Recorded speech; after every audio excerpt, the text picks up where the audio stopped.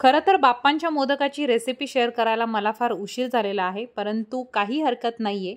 Late पण थेट recipe आज बघणार आहोत. एकदम टेस्टी आणि डिलिशियस अशी चॉकलेट मोदक जे बाप्पाला तर आवडतीलच, मुलांना सुद्धा खूप आवडतील अशा मोदकाची रेसिपी मी तुमच्यासोबत शेअर करते आहे. 3च साहित्यातून तयार होते, एकदम सोपी आहे. तर सगळ्यात आधी मी डेअरीमधून खवा आणलेला आहे आणि साधारणतः तो 300 ग्रॅम आहे आणि जर कप वाईज तुम्ही बघाल तर 1 कप एवढा मी खवा इथे घेतलेला आहे. आता जेव्हा आपण खवा आणतो तो गोड नसतो आणि त्यामुळे आपल्याला आधी काय करायचं आहे, यातला थोडासा कच्चेपणा घालवण्यासाठी आपण याला परतून घेणार आहोत.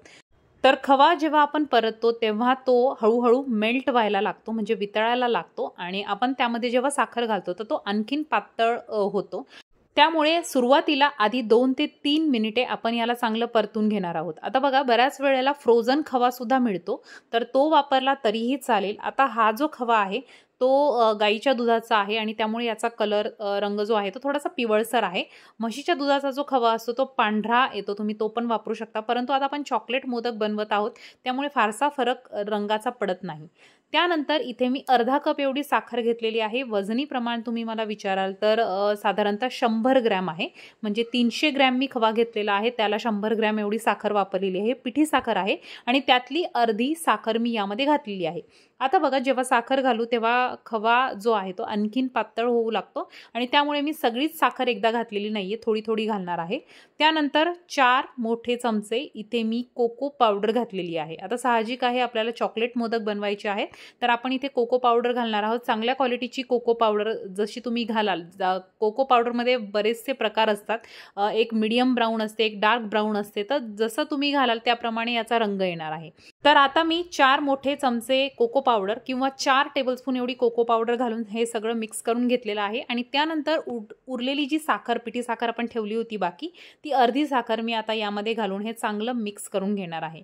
साखरेमध्ये गुठळ्या असतात आणि ते चांगल्या फोडून आपल्याला हे सगळं जे मिश्रण आहे ते एकजीव करून घ्यायचं आहे आणि कंटिन्युअसली, म्हणजे आपल्याला न थांबता याला परतवून घ्यायचं आहे. कारण काय होतं की हा जो खवा आहे यामध्ये दुधाचा पदार्थ हा असल्यामुळे तो लगेच खाली लागतो आणि मग मोदकाला करपट वास येतो. तर असं होऊ नये म्हणून आपल्याला एकसारखं त्याला काय करायचं आहे, मिक्स करून घ्यायचं आहे. आता जेव्हा तुम्हाला वाटेल हे सगळं मिश्रण छान असं मिक्स झालेलं आहे तेव्हा आपण हे आता थंड करण्यासाठी प्लेटमध्ये काढून घेणार आहोत. आता आपण इथे खव्याचा मोदक करणार आहोत त्यामुळे इथे तुम्ही बघू शकता हे मिश्रण एवढं पातळ आहे, कारण यामध्ये आपण साखर सुद्धा घातलेली आहे आणि सोबतच खवा असल्यामुळे खवा सुद्धा गरम केल्यावर तो जरा मेल्ट होतो किंवा वितळतो.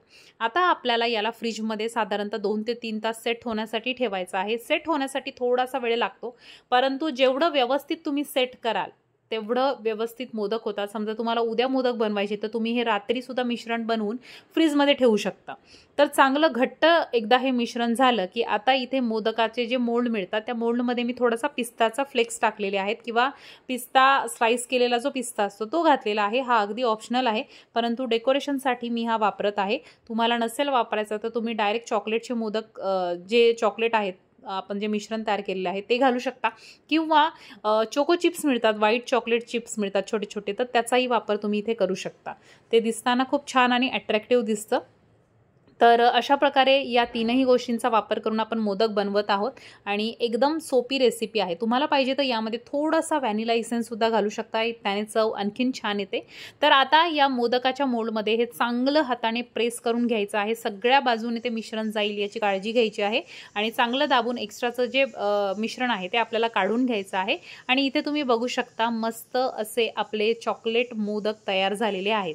आता पिस्त्याचा आपण फक्त डेकोरेशनसाठी वापर केलेला आहे त्यामुळे चॉकलेट पिस्ता नाही म्हणत आहे, तर हे संपूर्ण चॉकलेट मोदक आहेत आणि विश्वास ठेवा इतकी टेस्ट आहे याला. खव्याचे मोदक असल्यामुळे एवढे छान टेस्टी लागतात ते मोदक, त्यामुळे घरी सगळे आवडीनं खातात आणि बाहेरचे विकतचे मोदक घेण्यापेक्षा खवा आणून तुम्ही जर घरच्या घरी मोदक बनवले किंवा खवाच घरी बनवला तरीही चालतो आणि त्यापासून मोदक तुम्ही सोप्या पद्धतीने करू शकता.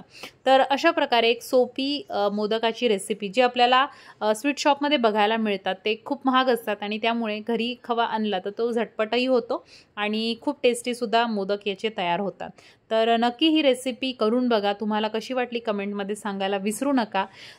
तर गणपती बाप्पांची धावपळ माझीसुद्धा चालू असल्यामुळे मध्यंतरी मला रेसिपी शेअर करायला फारसा वेळ मिळाला नाही, परंतु आज मी बाप्पांसाठी जे मोदक बनवले होते ते म्हटलं चला तुमच्यासोबत रेसिपी शेअर करावी। तर अशा प्रकारे आपले मोदक इथे तयार झालेले आहेत आणि तुम्हाला पाहिजे तर तुम्ही खव्याचा वापर करून भरपूर प्रकारचे फ्लेवर्समध्ये मोदक तयार करू शकता। तर हे मोदक मी बाप्पांना प्रसाद म्हणून दाखवलेले आहेत आणि हा जो बाप्पा आहे मी स्वतःच्या हाताने तयार केलेला आहे। तर माझ्या इंस्टाग्राम आयडीवर मी छोटे छोटे व्लॉग शेअर करायला सुरुवात केली आहे। जर तुम्हाला बघायला आवडत असतील तर नक्की माझ्या इंस्टाग्रामच्या पेजला व्हिजिट करा। इंस्टाग्राम पेजचं हँडल जे आहे ते डिस्क्रिप्शन बॉक्समध्ये मी दिलेलं आहे, नक्की व्हिजिट करा। भेटूयात एका छानशा व्हिडिओमध्ये, तोपर्यंत बाय बाय।